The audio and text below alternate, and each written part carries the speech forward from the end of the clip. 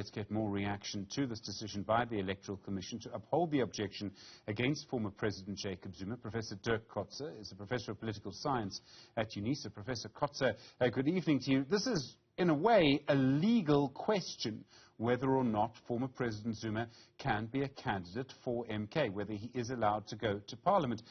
But there's also a political question in a way. The Electoral Commission makes the decision on the law, so will the Electoral Court.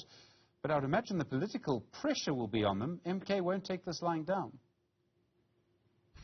Yes, no, certainly not, because he plays such a pivotal role in the activities and the campaign of the MK party that they will absolutely try their utmost best in order to get him back onto the candidates list. I must say at the same time, it does not disqualify him from participating in the election campaign. So though he won't be able to stand as a candidate for Parliament, he will still be able to continue as the personification or as the face of the MK party. And it might be even interesting to know ultimately whether his picture might be able to appear on the ballot paper. I'm not sure about that. But certainly, in terms of Section 47(1)(e) of the Constitution, is certainly disqualified.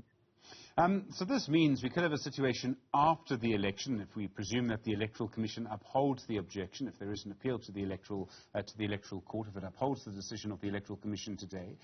You could have a situation where Jacob Zuma is the presumed leader of MK. He's out of Parliament, but the party would still have a caucus of MPs in Parliament, and he would, I presume, through party processes, be able to give them instructions. And I don't think it will be the first time this has happened in South Africa.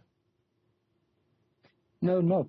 I think it's not because she was disqualified, but we should remember the time when Alan Zille was the leader of the DA, the premier of, or the mayor of Cape Town, and not the leader of the DA in the National Parliament.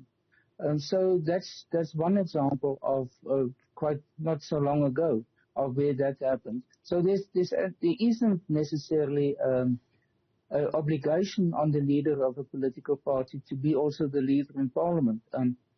But what we see, I mean, the practical side of it is that it just doesn't make really sense to have a national leader in some other position, let's say in a provincial legislature or so, and not in Parliament where they can play then the role of, in this case, it will be one of the main leaders of the opposition, or in some, if it is the official opposition, then the official leader of the opposition. Because most of the important events, decisions are happening in the National Parliament.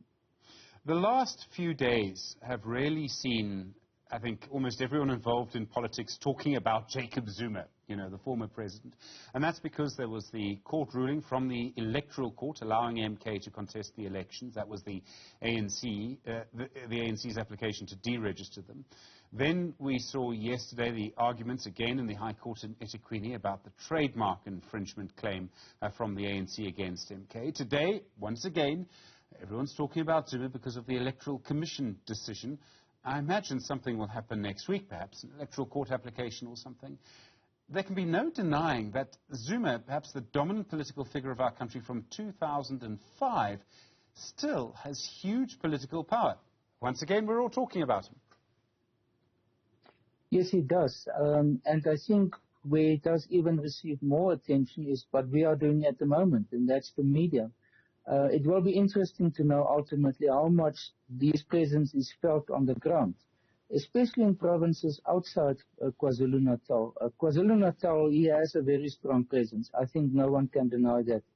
But is the same the case, for example, somewhere in the Northern Cape, in Kimberley, for example, somewhere in Welkom in the Free State, or these type of places? I don't think so. I think his prominence is very much focused in KwaZulu-Natal. And because of these developments that you are referring to, it is news. It's very prominent news. And therefore it receives so much attention.